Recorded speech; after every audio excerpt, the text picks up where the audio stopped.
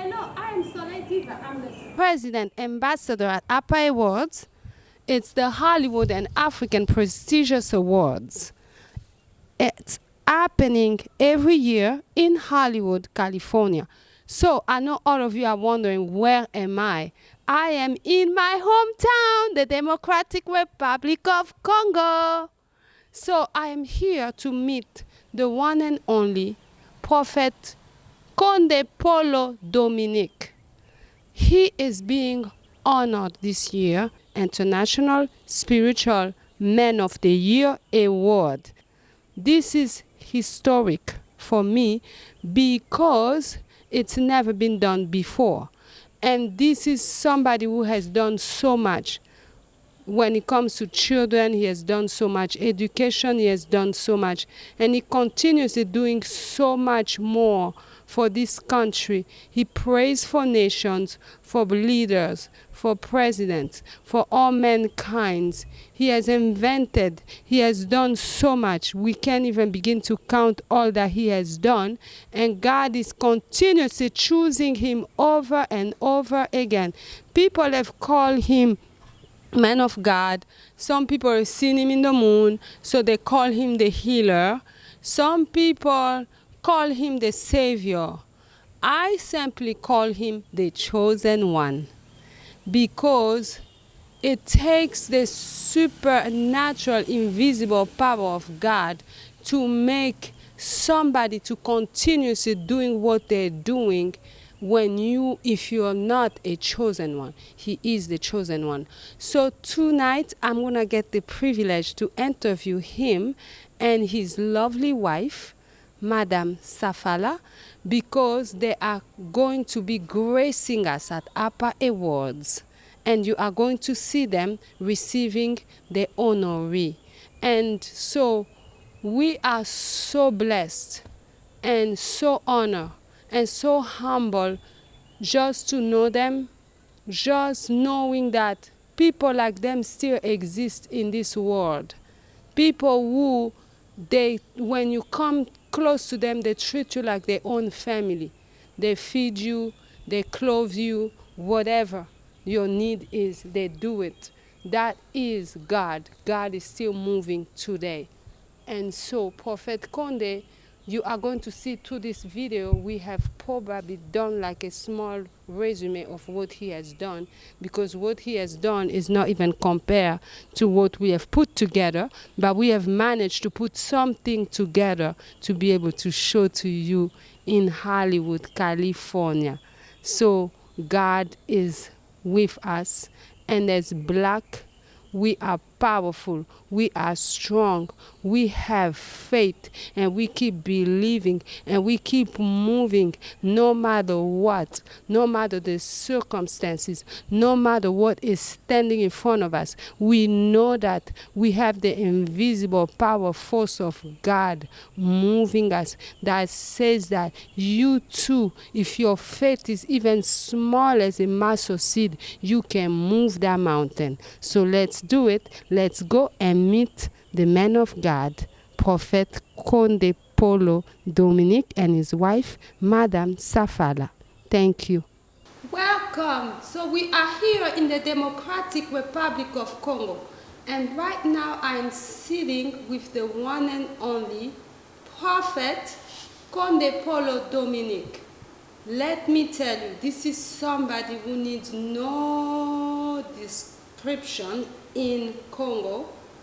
So this interview is purposely done for Americans, and all the questions we are going to ask him is based on all the questions that I got from America. So we are going to be sitting with him today and asking those questions. He is a shining bright light that has been planted in the midst of a chaos, in a world of a chaos, that continues to shine his light and that continues to live his purpose in God no matter what. And God continues to choose him over and over and over again. This year he has been awarded International Spiritual Man of the Year Award in Hollywood. So we are sitting down with him today We are honored, and I am humbled to sit with him. And I'm going to ask him a few questions. I'm going to translate it later for all the French-speaking people. But for the questions, I'm going to try to keep it in French and English. Are you ready? Are you ready? Let's go. Let's do it. Prophet Konde, how are you? Fine. And you? I'm doing great. Thank you very much. I'm so honored to be in your presence tonight. Tonight. Very honored, very honored. Thank you. And I just have a few questions. J'ai seulement quelques questions qui viennent des États-Unis. Yeah. Par rapport, comme nous tous nous savons, il y a beaucoup de gens qui ont vécu ici au Congo, qui sont très familiers au prophète Condé. Mais il y a aussi beaucoup de gens qui ont évolué à l'Occident, qui connaissent aussi le prophète Condé, mais qui ont aussi quelques questions à lui poser. Alors moi, je suis celui que Dieu a choisi en ce moment pour pouvoir lui poser ces questions. Alors je remercie Dieu pour ça. Alors, avant qu'on puisse commencer cette interview, on va demander à l'homme de Dieu qui puisse prier pour nous, juste un tout petit peu, pour tous ceux qui sont en train de nous suivre. Papa. Ok. Je suis tellement content que Dieu bénisse tout d'abord tout le monde qui nous suit en ce moment précis. Je les aime tous. Notre Dieu va nous conduire pour cet événement, cette interview, pour que vous puissiez être à notre côté, pour nous guider dans tout et pour tout du début à la fin, de bénir toutes les personnes qui nous suivent en ce moment et ceux qui ne suivent pas sont les vôtres. Tout le monde entier sont vos enfants et tous les enfants de Dieu sont avec vous. Leur donner la bénédiction céleste au nom de notre Seigneur Jésus-Christ, le Seigneur Sauveur, salut du monde entier d'éternité en éternité. Amen. Amen. Amen. Et sans oublier Madame Safala, notre chère maman, qui est l'épouse de prophète Condé. Elle est parmi nous aussi, alors vous allez avoir l'occasion de la rencontrer aussi. Alors, comment avez-vous su que vous étiez celui qui était choisi, the chosen one? How did you realize that you were the chosen one? C'est vrai, merci pour la question. Je n'ai jamais tenu compte depuis ma naissance que j'étais celui qui a été choisi. Je sers tout simplement mon Dieu comme tout autre serviteur de Dieu. Voilà, c'est ce que j'ai toujours connu. Mais connaître que c'est moi qui ai été choisi, bon, Dieu lui-même connaît. À tel point, on est toujours là pour le servir, pour que les gens puissent trouver le salut et la vie éternelle un jour. Pour que les hommes qui suivent la parole de Dieu puissent hériter aussi le royaume des cieux, en fin de compte. Parce que ça, le salaire qui nous a été réservé pour toute personne qui prie Dieu sur la terre. He is not just somebody who's leading Liloba Nzambe, he's somebody who's leading the world. C'est pas seulement quelqu'un qui est en train de diriger Liloba Nzambe, c'est quelqu'un qui est en train de diriger le monde. Avez-vous déjà imaginé qu'un jour vous allez diriger les nations? C'est vrai, je n'envisageais pas cela depuis l'enfance. Moi, je croyais que je pourrais évoluer dans d'autres activités, mais c'est tombé tout simplement quand à cet moment, j'ai commencé à avoir des visions nocturnes et le Christ venait me prendre pour monter au ciel. Quand il venait auprès de moi en rêve, je ne savais pas qu'un jour je serais serviteur de Dieu. Ce Dieu qui a voulu, c'est Dieu qui a choisi son homme serviteur, ma personne aussi, je ne sais pas. Je voyais le Christ venir auprès de moi, il me disait en rêve, je viens te prendre, nous montons au ciel. Et je m'exclamais, au ciel, comment? Et comment allons-nous faire? Et il me tenait par la main droite. Et subitement, on montait comme dans un ascenseur quelconque. On montait, et subitement, à vivre à lire, l'univers s'ouvrait, on entrait, et ça s'est refermé. Voilà tout ce que j'ai pu trouver dans la Bible. Il y a beaucoup de choses, beaucoup de cantiques qu'on n'a jamais chanté nulle part ailleurs. Dieu a fait grâce à son humble serviteur, à ce que je peux dire. Je suis tellement content pour cela. Et je remercie tous les serviteurs de Dieu, de l'église de Manzam partout dans le monde entier, et tous les fidèles qui suivent l'église que vous voyez de l'Église qu'on a toujours créé des problèmes, de trucs ainsi. Ben, ils suivent cette Église, cette parole de Dieu. Ils sont là au four au moulin, quels que soient les problèmes, ils sont là. Mais les fidèles de l'Église, je vous remercie infiniment. Que Dieu vous bénisse. Pourquoi ce nom-là, Jésus-Christ de Nazareth? Est-ce qu'il n'a pas un autre nom? Ce n'est pas un nom qui nous a été offert par les Occidentaux. Merci pour la question. Pourquoi Jésus-Christ de Nazareth? Vous savez que nous, chrétiens, dans le monde entier, une voie que Dieu nous a donnée, nous a accordée, que nous puissions être réunis dans le monde entier. Nous sommes tous rangés derrière le Christ, Jésus-Christ de Nazareth qui a souffert sur la croix, qui s'est sacrifié pour nos péchés, les péchés du monde entier. Comme Jean avait dit, voici l'agneau de Dieu qui ôte le péché du monde. Voilà, le Christ est venu et s'est sacrifié parce qu'il savait qu'auparavant, pour que quelqu'un puisse trouver la rédemption de ses péchés, il doit d'abord sacrifier des animaux sur l'autel, la fumée monter au ciel pour qu'on puisse dire que Dieu a créé le sacrifice d'un homme, ses péchés pourraient être pardonnés. Mais quand Dieu a vu Céleste à terre, il n'était pas content de tous ces genres de pratiques. À terre, puis il a envoyé son fils, Jésus-Christ de Nazareth, c'est bien précis dans la Bible. Nous devons croire en lui. Moi, j'ai toujours été content parce que depuis l'enfance, vous savez que je n'envisageais pas cela, mais quand j'ai commencé à comprendre la parole, c'était à l'école, hein, au niveau de 4e année primaire, au lieu que je puisse me promener avec mes livres, mes cahiers, moi je me promenais avec mes évangiles. Quand j'ai terminé à acheter toutes les 4 évangiles, et pour moi c'était une fête, pour moi cette journée. Mais je me promenais avec mes évangiles, même à l'école, j'allais avec, je revenais avec. Subitement, à un certain moment, j'ai commencé à prendre le chapelet et j'allais même tout droit dans la grotte pour remuer mes chapelets devant le statut de maman, Marie, et j'ai remué fortement le chapelet. Je l'ai cherché fortement.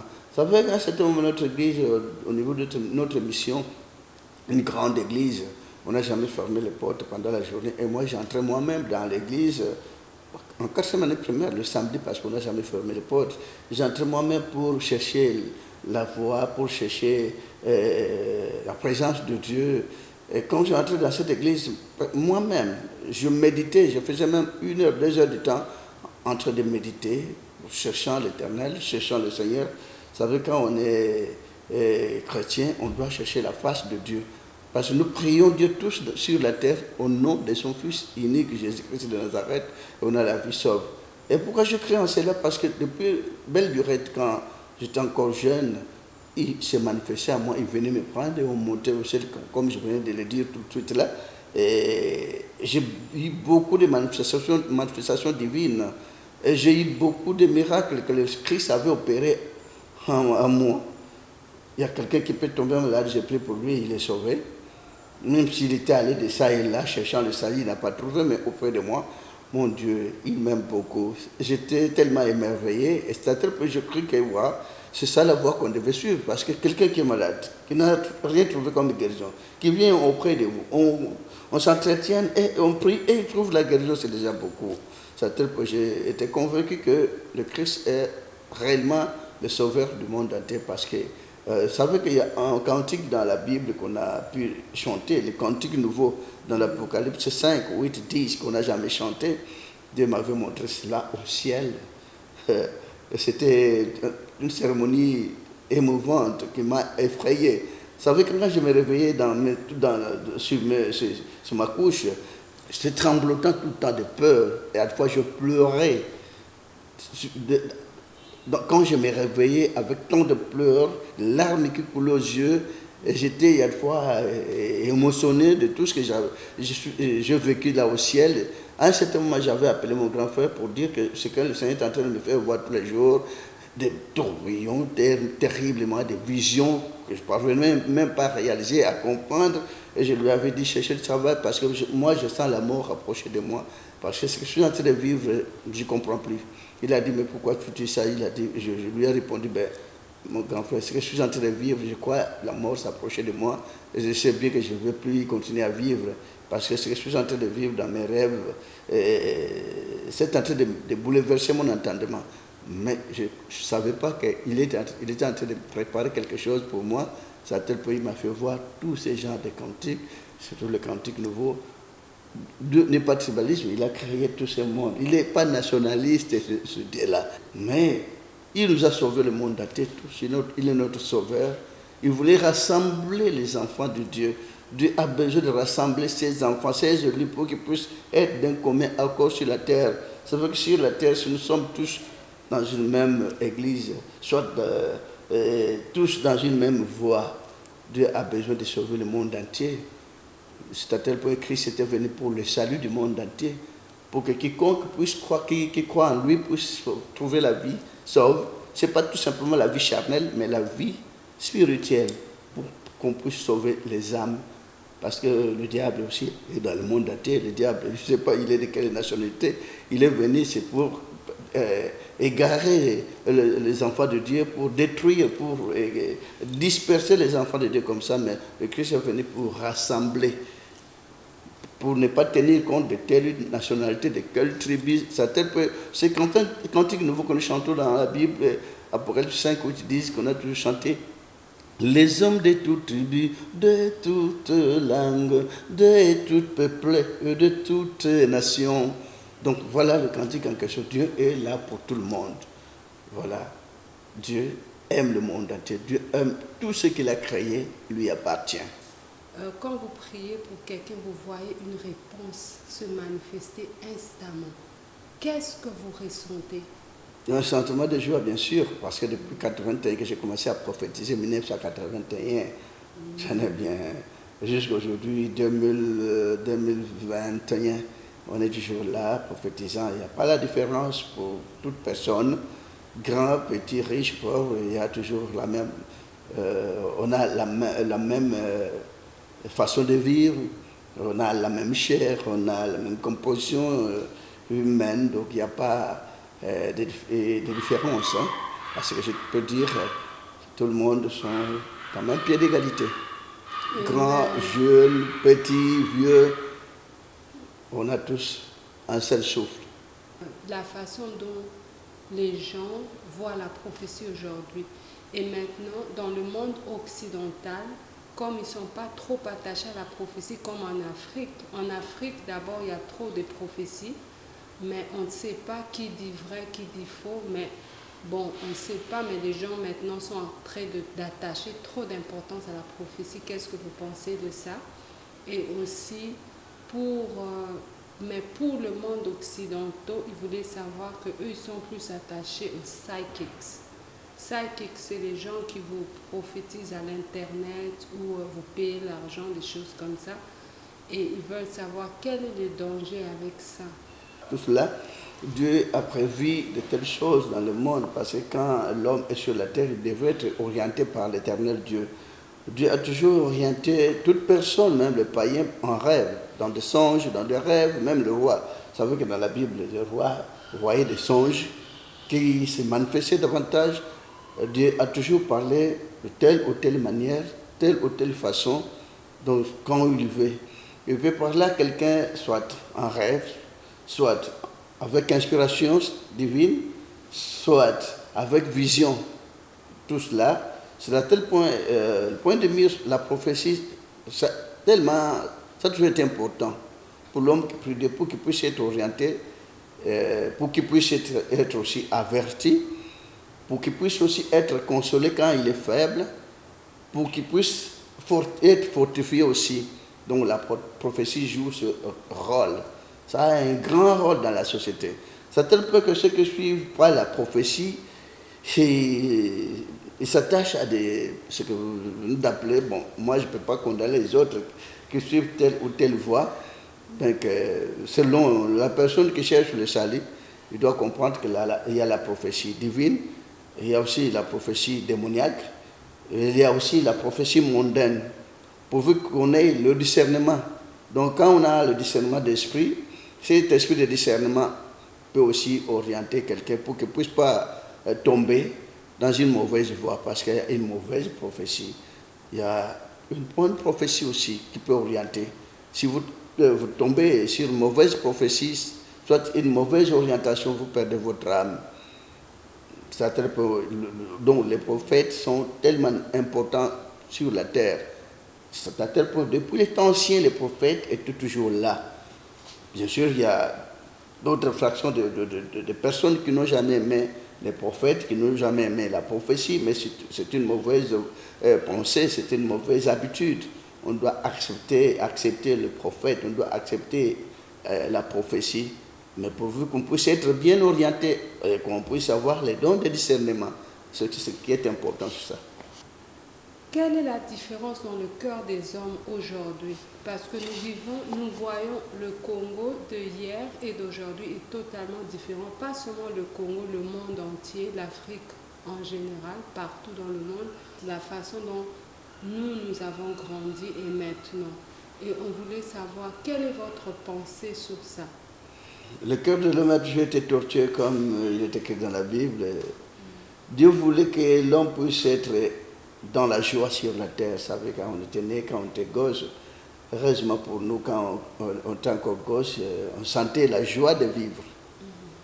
Maintenant, quand on a grandi, surtout dans telle période où il n'y a même plus la joie de vivre sur la terre, il n'y a que guerre, il n'y a que tumulte, il n'y a que trouble, il n'y a que tuerie sur tuerie, sans âme. Les gens sont maintenant devenus cruels. La cruauté est en train de croître sur la terre. Je ne sais pas si ceux qui sont en train de naître aujourd'hui auront la joie de vivre, je ne crois pas. Parce que de temps ancien, on avait la joie, on vivait la quiétude, on vivait la paix, mais maintenant, vous savez que j'étais content à un certain moment quand j'ai vu tout le grand du monde, le président du monde, le roi, se réunissait pour chercher la paix sur la terre, c'était dans la joie. Donc je ne sais pas s'il y aura cette paix qu'on attend chercher, je ne sais pas. Mais j'ai pris Dieu, je suis en train de prier beaucoup pour que nos autorités du monde entier qui s'étaient réunies à un certain moment pour chercher la paix dans le monde, si il pourrait y avoir cette paix-là, si cette voie-là pourra réussir, ça sera un ouf de soulagement pour les habitants de la terre, parce que les habitants de la terre maintenant, comment dirais-je, c'est comme des gens qui sont en train de vivre maintenant dans la jungle. Il n'y a même plus l'amour, il n'y a même plus la joie de vivre sur la terre. Par-ci, par-là, dans toutes les contrées du monde, on est en train de prier pour que l'Éternel puisse rétablir peut-être la paix qu'on a tant cherché, qu'on a tant aimé. Malgré tout, ce n'est plus le cas. Pour le moment, ça devient un peu compliqué. Ce que je peux dire, je ne condamne même pas ceux qui font ça. Je ne sais pas pourquoi. Peut-être pour les richesses. On s'entretue, on se crée des problèmes. Tel pays ou tel pays, il y a tiraillement, il y a querelle sur querelle. Est-ce qu'on ne peut pas arranger cela? Les richesses, on n'emporte absolument rien au-delà. Mais pourquoi on s'entretue pour les richesses qu'on a toujours abandonnées sur la terre? Nos autorités, nos chefs du monde, nos rois, nos présidents du monde entier, soyez unis. Et j'ai toujours prié le bon Dieu qui puisse vous donner le courage d'aller jusqu'au bout pour réussir aussi, pour qu'on puisse rétablir la paix qu'on a toujours besoin. Chacun a besoin de vivre sur la terre. Mais bon, voilà que la génération Cayenne est en train de détruire. Mais pourquoi pas on ne devrait pas chercher d'avoir cette génération d'Abel qui avait l'amour, qui n'a pas été cruel, qui n'était pas...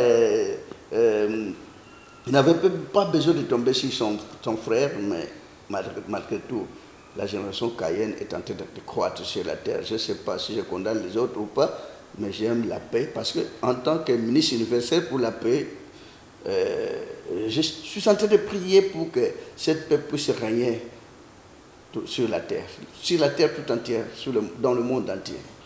Quel conseil vous conseillez le monde? Si on avait l'amour, il n'y aura même pas de tumulte, il n'y aura même pas de querelle, il n'y aura même pas de division sur la terre. L'homme ne veut pas l'homme, l'homme n'aime plus l'homme. Mais alors, pourquoi cela? Parce que c'est Dieu qui a créé toute personne qui vit maintenant sur la terre. Mais pourquoi l'autre personne veut tomber sur son confrère, sur son semblable? À quoi bon pour des histoires du monde qu'on a toujours abandonnées? Est-ce qu'on ne peut pas tout simplement s'aimer tout le monde, pour toute personne qui vit sur la terre, aimer son prochain, même par différence de la peau, même différence de la langue, même différence de contrée? Mais est-ce qu'on ne peut pas avoir l'amour? Est-ce que c'est impossible que l'amour puisse régner sur la terre? Parce que je suis en train de me demander tout le temps, mais Dieu aime le monde entier, il a donné tout ce qu'il a pu nous donner sur la terre. Mais nous, on s'entretue. Ma désolation, c'est la cruauté qui est en train de croître sur la terre, qui ne me donne plus même la joie de vivre, j'en ai même plus. Parce que même si ça ne tombe pas sur moi, sur ma personne, mais d'autres aussi qui sont en train de subir, d'autres qui sont en train de souffrir. C'est à tel point que Dieu nous a donné même l'originalité du péché dans Ève, si on pourra un peu contrôler, voir cela, essayer de comprendre quelle est cette originalité du péché dans Ève. C'est exact ou pas, c'est pas ça. Mais c'est ça la réalité, parce qu'on tue même les animaux. Étant donné que ces animaux sont nos semblables, nous avons tous un même souffle avec les animaux. Comme l'homme donne des enfants, l'animal donne des enfants, le poisson donne des enfants, le volaille donne des enfants. Et ils aiment aussi la vie, malgré qu'on a toujours ôté la vie de ces trois autres êtres vivants qui ne méritent pas même le sort qu'on nous a souvent imposé. C'est à tel point que Dieu nous a donné que l'originalité du péché d'Adam et Ève, c'est la tuerie. On ne doit pas continuer à tuer même les animaux. C'est à tel point que maintenant on commence à tomber mer sur son prochain homme. Étant donné que ce n'était pas ça qu'on devait faire, il y a un commandement qui dit dans les 10 commandements que ne tuez point. On ne devait pas tuer. Ceux qui me suivent en ce moment, je ne donne pas des ordres à toute personne, à tout le monde, mais j'essaie de parler en tant que serviteur de Dieu, si c'est possible, qu'on évite maintenant, plus tard, qu'on essaye un peu de ne plus tuer. Parce que celui qu'on tue un homme, qui sent aussi cette douleur d'atrocité, mais celui qui tue aime vivre. Il ne veut pas qu'on puisse le tuer, mais il aime tuer son confrère. Mais cette douleur que l'homme a sentie, votre frère a senti, est-ce que vous acceptez qu'on puisse vous imposer ce genre de trucs, ce genre de douleurs, ce genre de sort? Moi, ce que je veux, c'est que je suis en train de chercher tous les jours quand je prie, quand je implore l'Éternel, pour demander qu'il puisse aussi éclairer tout le monde, qu'il puisse faire de telle sorte que l'amour puisse régner sur la terre, parce qu'il n'y a plus l'amour à ce qu'on est en train de vivre, il n'y a plus l'amour. Chacun pour soi est, on peut dire que Dieu pour tous, non. Chacun pour soi et le diable pour tous. Mais pourquoi le monde entier nous devons servir tout simplement le diable, étant donné qu'il n'était pas le créateur? Le diable n'est qu'une créature comme nous tous. Nous sommes tous frères et sœurs. Telle ou telle langue, tel ou tel peuple, telle ou telle nation, telle ou telle peau, ça n'a pas d'importance. On a tous le même sang, on a tous le même souffle. Nous devons chercher les moyens nécessaires pour que nous puissions rétablir la paix sur la terre. Même après nous, parce que nous tendons, surtout moi qui suis là, j'ai toujours été comme bête noire qu'on a toujours cherché à écarter sur la terre. Tant mieux, moi la vie m'est égale. La mort, la vie, tout ça. Il y a des gens qui croient que quand je suis là, je suis en train de chercher les richesses. J'en ai même pas besoin. Que ça vienne ou pas, je sais qu'un jour je mourrai. Moi je cherche, quand j'étais encore gosse, voilà. Je me mettais à genoux devant mon lit. Mon Dieu, donne-moi, montre-moi la bonne, vraie voie dont je dois prier pour vous, pour quand je quitterai cette terre des hommes, je puisse vivre ta face, afin que vous puissiez aussi me voir, que je puisse hériter le royaume de ce voie-là. Ce qui m'a toujours été nécessaire pour moi, c'est que j'ai toujours cherché depuis ma jeunesse, rien qu'hériter le royaume de Dieu et vivre la face de Dieu. C'est Dieu qui a créé le ciel et la terre. Je vais vivre, le voir en face de moi, qu'il puisse aussi me voir, qu'on puisse nous rencontrer face à face quand je mourrai, quand je pourrai quitter cette terre où régnait la méchanceté, Et je ne crois plus qu'il y aura la paix. Et je ne crois plus qu'il y aura même l'amour, parce qu'on est en train de s'enfoncer davantage dans la méchanceté. Malheureusement, toute personne a toujours besoin d'être en paix, de vivre aussi toute quiétude qu'on a toujours cherché, bien que ça a toujours été un peu compliqué. Le monde complique, l'homme complique le monde. Mais l'homme doit chercher aussi la paix parce qu'on est en train de changer beaucoup de choses. Et ce changement, donc nous devons tourner tous les regards vers l'amour et vers la paix. À ce moment-là, la terre pourra être dans la joie. Et les habitants de la terre pourront aussi se réjouir davantage. Quel conseil vous donnez aux jeunes? La jeunesse d'aujourd'hui n'a pas besoin de beaucoup travailler. Il n'a pas l'esprit de créativité. J'ai toujours été content quand je vois ce que nos confrères blancs ont toujours apporté, cet apport-là. Ils créent beaucoup d'histoires, ils inventent beaucoup de trucs. Mais surtout, tout le monde était comme cela, même les Noirs, s'ils étaient comme cela, surtout dans notre pays. Malheur à notre pays parce qu'il y a un phénomène qu'on a toujours vu, tel ou tel quartier, ça se crée des problèmes. Telle ou telle personne cherche à ravir même le téléphone de son confrère qui a travaillé pour obtenir ce téléphone, qui a travaillé pour obtenir son petit moyen qu'il a, mais l'autre veut tomber sur lui pour ravir ce qu'il a. Mais c'est dommage, mais l'autre a travaillé. Mais pourquoi toi tu ne veux pas travailler? Ce fainéantisme que la jeunesse d'aujourd'hui a, c'est ce qui crée des problèmes. Hein? Nous devons chercher à travailler. Mon confrère a travaillé pour obtenir ce qu'il a, mais moi aussi je dois chercher à créer quelque chose. Même l'agriculture, ça peut produire, ça peut donner aussi du pognon à quelqu'un. Mais c'est le phénomène, à ce que je peux dire, comment dirais-je, je ne sais pas pourquoi la jeunesse croise les bras, il veut gagner si vite et rapidement, mais c'est que pour gagner, il faut tout d'abord faire sortir la sueur. L'homme doit se nourrir sur le sueur de son front.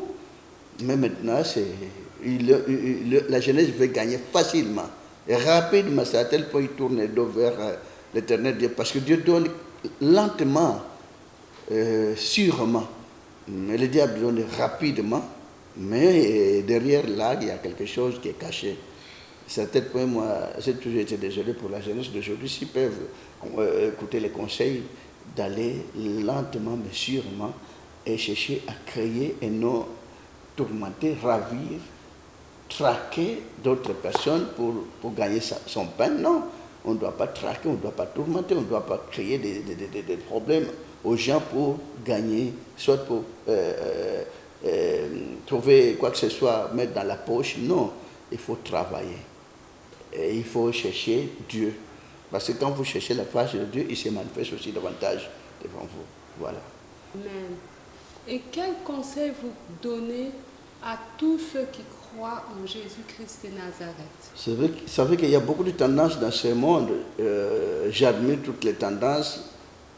Tous nous sommes créatures de Dieu, d'éternel Dieu qui a créé le ciel et la terre.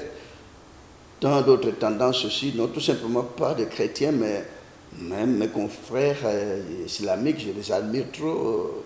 Je les aime beaucoup. J'ai toujours été content quand je vois mes confrères musulmans parce qu'ils sont unis. Malheureusement, nous chrétiens, on a toujours été divisés.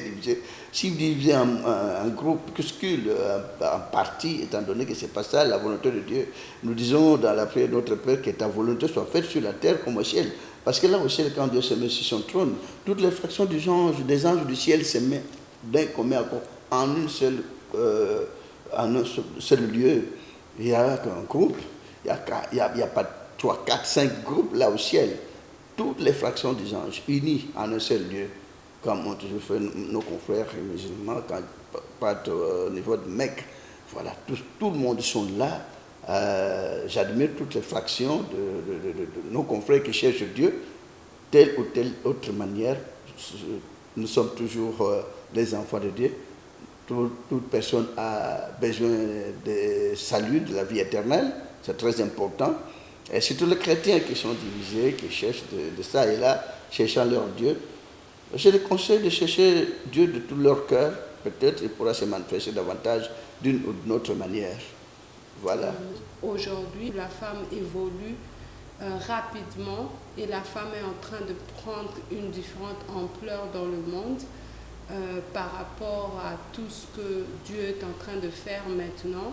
Dieu est en train de changer beaucoup des choses et il y a beaucoup de femmes maintenant qui sont en train de précéder les hommes.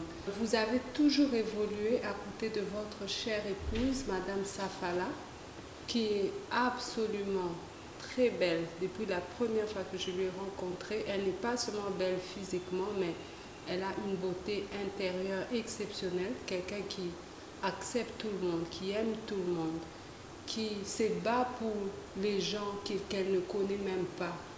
Donc c'est vraiment quelqu'un qui a un cœur de Dieu.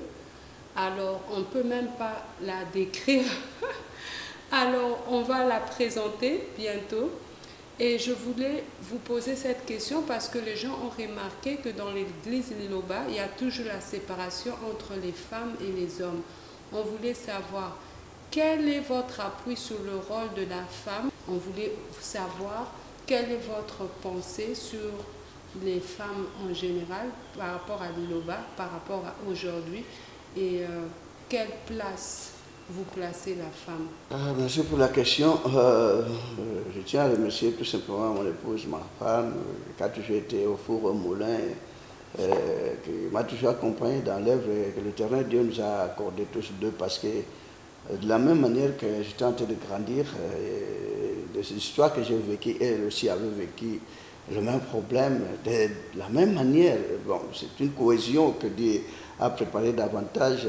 Je l'ai toujours admiré pour tout ce qu'elle a toujours fait parce que avec beaucoup d'humilité, je ne cesserai jamais de lui jeter de fleurs parce que elle me comprend, elle m'a toujours consolé dans tout et pour tout, dans toutes les épreuves que j'ai toujours endurées. J'oublierai jamais de tout ce qu'elle a pu faire jusqu'à la fin de ma vie. C'est vrai que même auparavant, on n'était pas encore ensemble, mais on se complétait comme des frères et sœurs. Et pour moi, j'ai toujours considéré comme si c'est ma sœur que Dieu avait préparé d'avance. Je ne l'ai jamais placée comme ma femme, comme une sœur pour moi. Ce serait jusqu'à la fin de ma vie. Et je n'ai pas de ça, elle est là pour le congratuler. Vraiment, elle est tout pour moi. Elle est tout pour moi. Bon, c'est vrai que le monde a toujours été compliqué. La femme a toujours joué un grand rôle dans l'église. Elle a toujours été mère de l'église. Elle a toujours été diaconesse. Elle a toujours été disciple, comme dans de notre Christ Jésus. Il y avait Marie Magdalene, Jeanne, Suzanne, qui étaient toujours là. Marie Magdalene, ils étaient toujours four au moulin pour soutenir les apôtres. Voilà, c'était quand même bien. Aujourd'hui, les femmes ont toujours leur rôle dans l'église. Ils peuvent être aussi prophétesses, c'est bien. Mais pas pour diriger toute une communauté, non. Mais pour être prophétesse, annoncer des merveilles, des prophéties, c'est quand même bien. Dieu les a toujours utilisés aussi, la femme dans l'église. Ça sera toujours pareil, j'ai toujours admiré l'église catholique parce que quand vous voyez dans des églises qu'on crée maintenant, hommes, femmes, ensemble, non, c'est pas ça, c'est pas du tout bien. Parce que nos sœurs peuvent être de leur côté, ils ont leur manière de concevoir, de prier quand ils sont dans l'église. Mais si on fait le méli-mélo, hommes et femmes ensemble, ça n'a pas, ça ne cadre pas. Parce que je ne condamne pas mes confrères qui font cela, mais voyons voir, c'est à tel point que j'ai toujours admiré l'église catholique, ce qu'ils ont toujours fait. Waouh, c'est ça la meilleure conception qu'on devrait pratiquer dans l'église. Parce que s'ils se mettent ensemble, eux tous femmes, ils peuvent aussi se prodiguer des conseils, se compléter aussi davantage. Mais le méli-mélo, on comprendra que celui-là est célibataire, celui-là est marié, celui-là... Non, c'est pas du tout normal. Celui-là donne, celle-là donne des enfants, celle-là donne pas d'enfants, c'est pas normal. Bon, la différence entre hommes et femmes, il y a toujours une différence, mais ils doivent être de leur côté, les hommes aussi de leur côté. À ce moment-là, on pourra bien évoluer pour écouter le message divin. Et maintenant, nous allons passer à une question finale. Apai World, Hollywood. C'est un pays qui est très éloigné, trop éloigné même de Congo. Mais de voir que Dieu peut toucher les gens à travers votre travail, votre œuvre, tout ce que vous faites. Parce que le même Dieu qui vous a parlé, qui continue à vous parler, qui marche avec vous, c'est le même Dieu, comme vous avez dit, créateur des cieux et de la terre, qui connaît tout le monde entier. Et il a touché Hollywood pour que cette année, vous puissiez être honoré par rapport à tout ce que vous avez fait comme vos œuvres. Et Dieu continue toujours à vous montrer son amour à travers un geste quelconque. Que pensez-vous de cela? Quel sentiment vous avez de cela? I thank God for that. I'm very happy for that program. I don't know. I don't think one day I want to get that. That's bad. I'm very happy. En tout cas, ce que je peux dire, je remercie le bon Dieu parce que je ne savais même pas qu'il y aurait de tels prix. Même quand c'était tombé dans mes oreilles, je croyais même pas. Je pensais même pas, gloire à Dieu, que Dieu soit loué, que Dieu bénisse tout le monde qui ont pensé pour moi. Dans cette période où j'ai connu beaucoup de tumultes, beaucoup d'épreuves, et subitement, j'ai tel prix, on a choisi le prophète qu'on épaule. Je ne croyais même pas que de l'autre côté, on peut aussi songer à moi. Pour ça, je remercie le bon Dieu infiniment. Maintenant, nous voulons présenter Madame Safala, son épouse. Madame, s'il vous plaît, si vous pouvez venir. Notre maman, elle sera aussi avec le prophète à Hollywood pour recevoir son trophée pour les grandes œuvres qu'il est en train d'accomplir au monde entier. Maman, sois bénie. Donc, je veux seulement la dire de donner un mot final. Moi, je n'ai pas beaucoup à dire, mais je dis seulement merci à tout le monde. J'aime tous les mamans, même les Américains, les Africains, tout le monde, c'est tout. On va dire merci beaucoup. Prophet Konde, thank you for receiving me. Thank you. Thank you for all that you have done for the world and you continue to do for everyone. Thank you, Mama Safala. Merci. Merci beaucoup, Prophète Konde, pour tout ce que vous faites pour le monde entier. Okay. Et merci, Maman Safala, pour tout ce que vous faites pour le monde entier. Okay. Mama, Yes. Mama, we have man love. Have to. God bless everybody. Yes. Thank you so much, Prophet Konde. Thank you Thank for you. receiving me. Thank you. Thank you for all that.